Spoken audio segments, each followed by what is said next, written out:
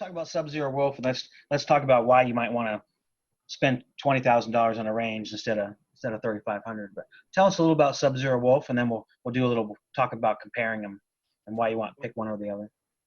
Well, they're a very unique company, and they have been a blessing to us to partner with. They are the only family-owned appliance company in the United States. Okay. The Bakke family owns Sub-Zero Wolf. It's like a third generation, with more Mr. Bakke's coming. Okay. That's what we're seeing, the growth. It started out as a Sub-Zero refrigeration company, and Mr. Bakke, the original owner, had a son that was really ill, and he had to have some medicine back in the early days where there wasn't a lot of refrigeration. And to kind of save his son and keep the medicine at the right temperature, he developed a refrigeration unit. And that's how Sub-Zero refrigeration got started. And then back about 17, 18 years ago, they went to Wolf Commercial, which is the largest commercial range product used in restaurants. And he went to the Wolf Company, and they kind of co-patented some features that are used on Wolf ranges. And then what they have to offer is just a totally different world of production. Their refrigeration units are the best that I've ever seen. They're not built cheap. They're built out of metal, not plastic and styrofoam like some of the competitive pieces are. They get within 1 degree of true setting. So if you set it on 38 degrees, it's going to be 38 or whatever, with just 1 degree difference. They have features that they've, like the purification system they've got for fruits and vegetables in that refrigerator. What it does, it removes ethylene gas out of the refrigerator. Okay. And no one else does that. So everything lasts longer. Yeah. It makes the fruits and vegetables last longer. And they got that actually from NASA. They have a big ethylene gas reducer on the space shuttle. And that's where Mr. Bakke got this idea of, why don't we bring that into our refrigeration, because, the space shuttle can't fly down to Publix every night and get vegetables and fly back up. So for that reason, they keep the fruits and vegetables longer, and you can save about $700. This is one of the biggest keys for buying Sub-Zero. If you buy Sub-Zero, it costs you a little bit more. But every year that you own a Sub-Zero, you're saving over $700 in food loss. All right. So if you look at saving that $700 every year, it adds up. It adds up in 10 years. It done got you back $7,000 in food loss. And they were the ones that developed this built-in type product. So all these built-in towers and columns and stuff that you see was part of the designers of Sub-Zero Wolf that came up with that built-in product. And then the Wolf range line, they have range tops, cooktops, single wall ovens, double wall ovens, steam convection ovens, drop door microwaves, microwave drawers, little combi sets, which are 15-inch burner units that you can have a teppanyaki griddle. You can have 2-burner gas, 2-burner electric. You can have not a halogen, but an induction cooktop. Most people don't know what halogen is. I'll tell you how old I am. And but some of the features that they offer you, when you buy the product, it's totally different. A Wolf oven, it cooks totally different than other brands. The end result is a perfectly cooked product, but the way that it gets perfectly cooked and the way that it operates is totally different than other brands. Like if you buy a standard brand ABC, and they have a convection oven, that convection fan usually does not exceed 1,400 watts of power.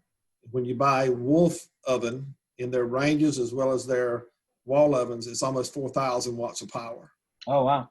So you're looking at 14 against 4,000. Yeah. Also, when you're cooking in a Wolf oven, it doesn't cross-contaminate flavors. And Wolf spends the money on that technology and developing. You can put 5 different casseroles in a Wolf oven, or 6 different casseroles, and one of them be a dessert. You can have a corn casserole. You can have potato casserole, squash casserole. You can have a blueberry crunch dessert. Hmm. and you can put them all in there together, and they all come out tasting like they're supposed to. Interesting. Yeah, The I oven, remember you told us about how you put the cookies and the fish in the oven, and the cookies didn't taste like fish. we do that. We put fish in there. We put garlic in there, and cooked rows of cookies. And What one allows, thing, is that just the airflow that allows that to happen? What? it's the airflow. They have, I relate it to the automobile industry, where you have a catalytic converter in a vehicle that kind of removes the sulfur smell given off the engines and stuff like that. Mhm. And I tell people it's like a baby catalytic converter in the back of it. It just breathes. Okay. A normal convection oven is going to blow air out and around. What it does is Sub-Zero sucks that air in, cleans that air, and introduces it back to the oven again. That makes a lot of sense. I gotcha. They're amazing.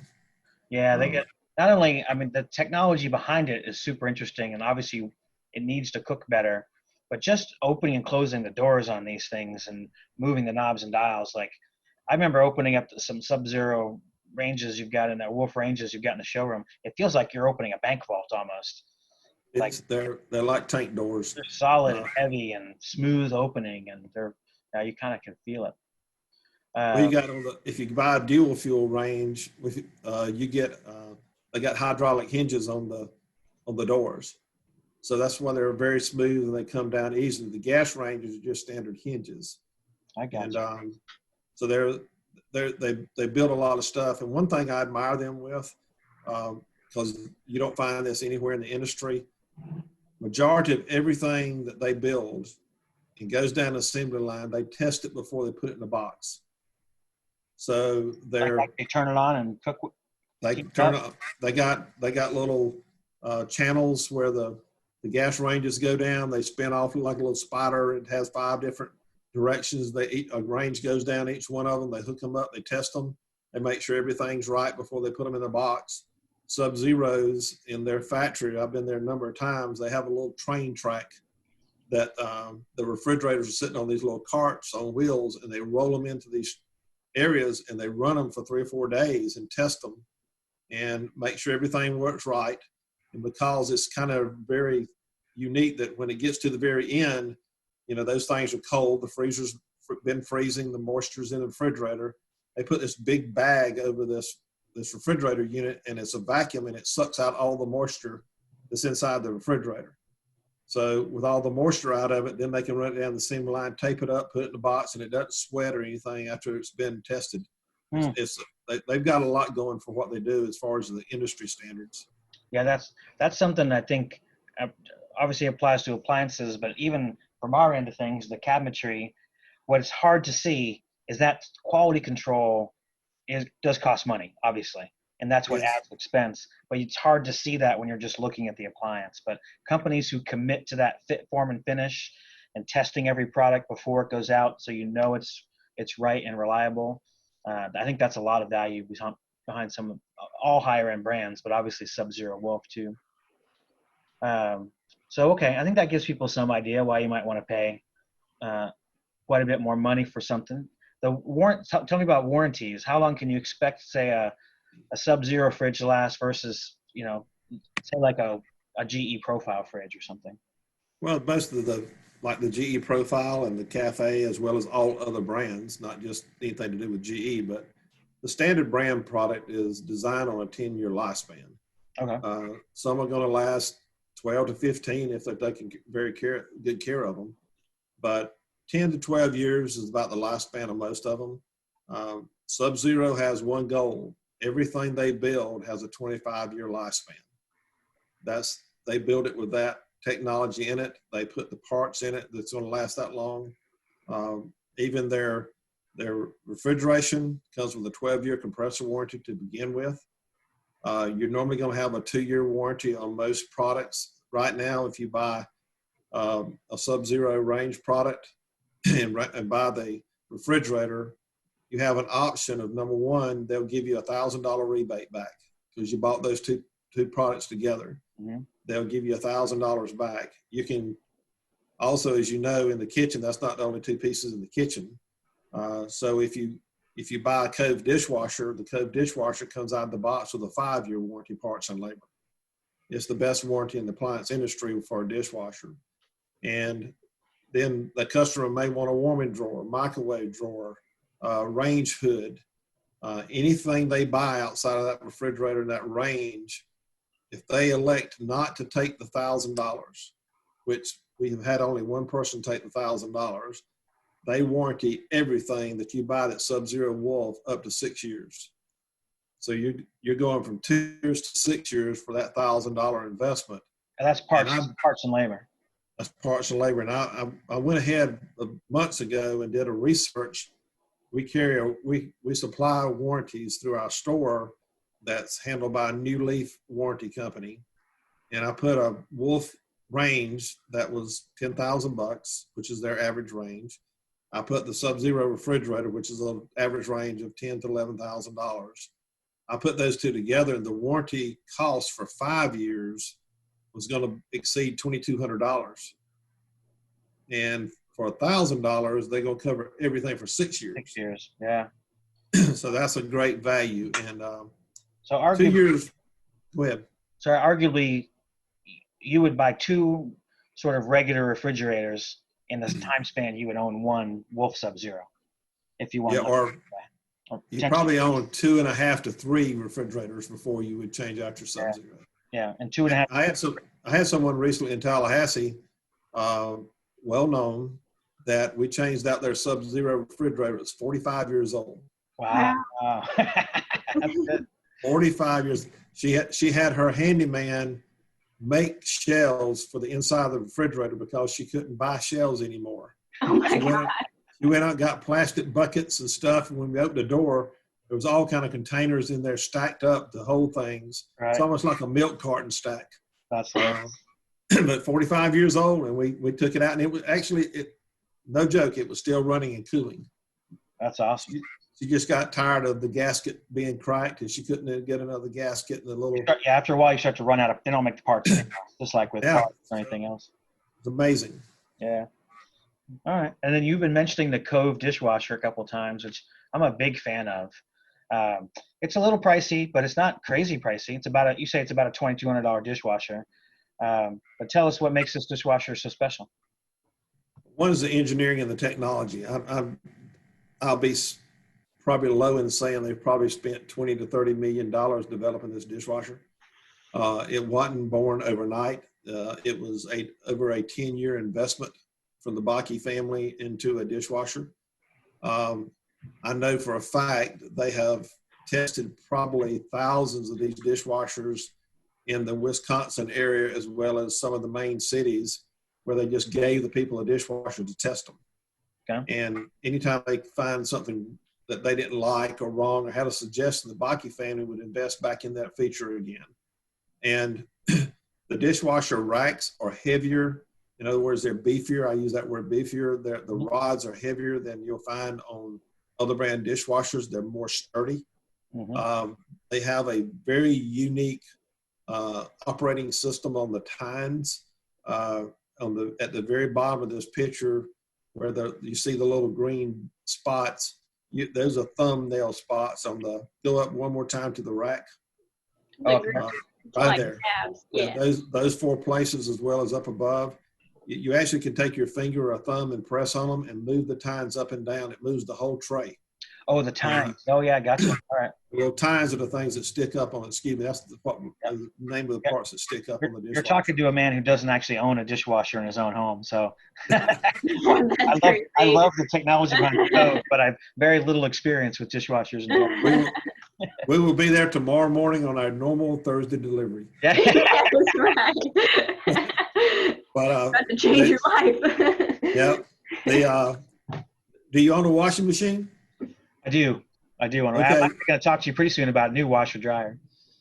Well, let's get back to the Cove. The one thing that they do, they put metal wash arms in their dishwashers versus plastic, because plastic, when it gets hot, starts kind of warping during the wash cycle. That gives a true wash.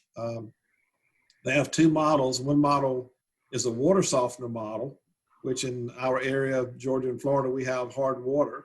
And that hard water, that calcium deposits can build up. And if you have water softener salt, you can put it in this dishwasher.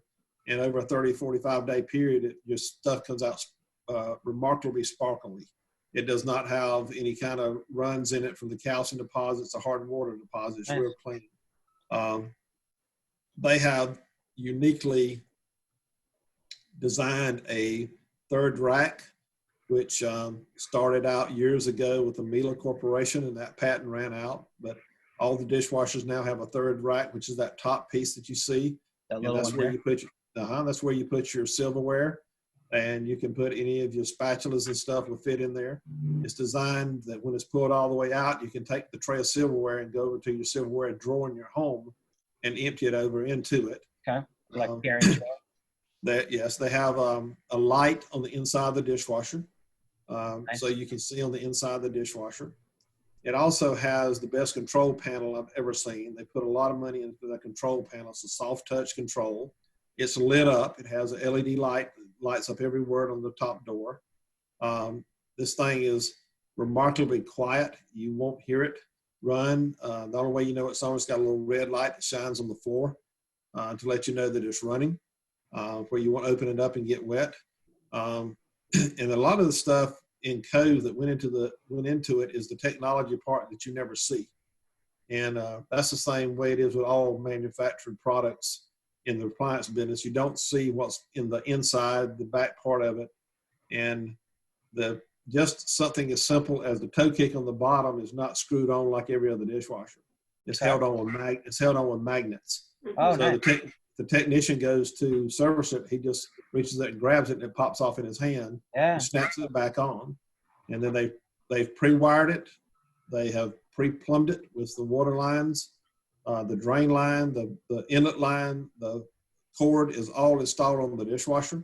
Nice. And one thing that they brought over from the refrigeration division is at the bottom of the dishwasher on the left and right side, you'll find some screws, and you turn those and it lets the back of the unit come up and down. So you can have a perfectly installed dishwasher where it's squared up. You got front level legs on it. The back legs, like I said, you turn the little screw and it lets it up and down. That's nice. It comes without a door panel because we have a lot of wooden panels installed in the cabinet industry today. Mm-hmm. So that would be something that we would deliver the dishwasher, and y'all would put the panel on, or if we had the panel at the job site at the time, we would install the panel. You know, I like that look. The panel look's probably my favorite when it comes to dishwashers. We've always had a small concern with, dishwashers produce a lot of heat, a lot of steam, and a lot of wood cabinets don't like heat and steam. I imagine this dishwasher, you get less of a concern with that. Yeah, the way it's sealed, you really don't have that kind of problem. Plus, there's a vapor panel that comes with the dishwasher that you mount up above the door, and it takes that vapor. But you got to kind of go back years and years ago when you had Formica tops. Yeah. And you cut the wood, but you got that exposed particle board top under that Formica. Mm-hmm. And you open the door of the dishwasher, and soon that moisture gets into that wood. Well, today, you as a cabinet company may put a strip across the top, or you may not, depending on the model of the dishwasher. And then what's above the unit is nothing but a piece of stone. It could be a Cambria, it could be a piece of granite. There's nothing to attach to it.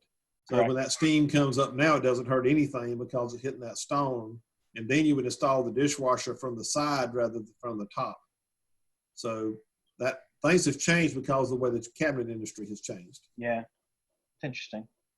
And then doesn't this dishwasher have anti-leak property? Yes. If that dishwasher leaks at all, it's that way on the Cove as well as some of my Bosch dishwashers and my GE dishwashers. If it starts a leak, has a float system in it, it automatically shuts the dishwasher down, shuts the water valve off, and it'll beep and it'll do a fault code to let you know that it's leaking. Yeah, that to me is worth it. That feature alone is worth its weight in gold. Saves a lot of floors. Yeah, I bet we get a dozen calls a year from people flooded homes from things like dishwashers. Sometimes it's a toilet, but I think that device should almost be required on dishwashers.